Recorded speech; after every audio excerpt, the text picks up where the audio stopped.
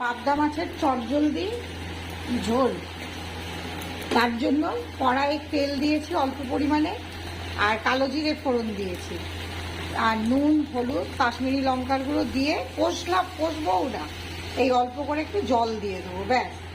এইবার যে এই ঝোলটা ফুটে আসবে তখন মাছগুলো ছেড়ে দেবো, দিয়ে কাঁচা লঙ্কা দেবো, আর নামানোর সময় একটু ধনেপাতা দেবো। আর এইটা মানে গরম গরম ভাত আর এই ঝোলটা এত সুন্দর খেতে লাগে না, মানে খুব ভালো লাগে। আমার ছেলে তো মানে ভীষণ ভালোবাসে এই ঝোলটা খেতে। আমি মানে যে কোনো মাছেরই এই ঝোলটা ওকে করে দিই। একটু টমেটো দিলেও ভালো লাগে, টমেটো একটু দেবো, একটু ঝোলটা ফুটে যায়, একটু আধখানা টমেটো আর মাছটা, এই যে মাছ আমি ভিজে রেখেছি, এই মাছটা এর মধ্যে ছেড়ে দেবো। এই ঝোলটা ফুটেই এসছে, এবার একটু টমেটোটা কুচি কুচি করে দেবো যাতে তা সেদ্ধও হয়ে যায়।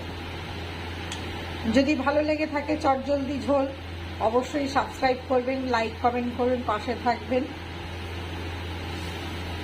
মাছগুলো ছেড়ে দিই, এক্ষুনি হয়ে যায়, মানে 5 মিনিটও লাগে না এই রান্নাটা হতে। আর খেতেও খুব ভালো হয়, মানে গরমে এত সুন্দর খেতে লাগে না, শরীরও ঠিক থাকে, পেটও ঠান্ডা থাকে, আর বেশ ভালো লাগে খেতে। তাহলে ঝোলটা নামিয়ে নিয়ে আবার আসছি। ঝোলটা আমার হয়েই গেছে, ধনেপাতা দিয়ে দিয়েছি, ব্যাস। এইরকম অবস্থায় নামিয়ে দেবো।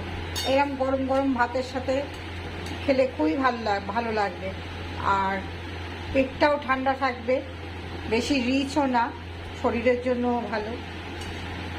শুভরাত্রি, সবাই ভালো থাকবেন, সুস্থ থাকবেন।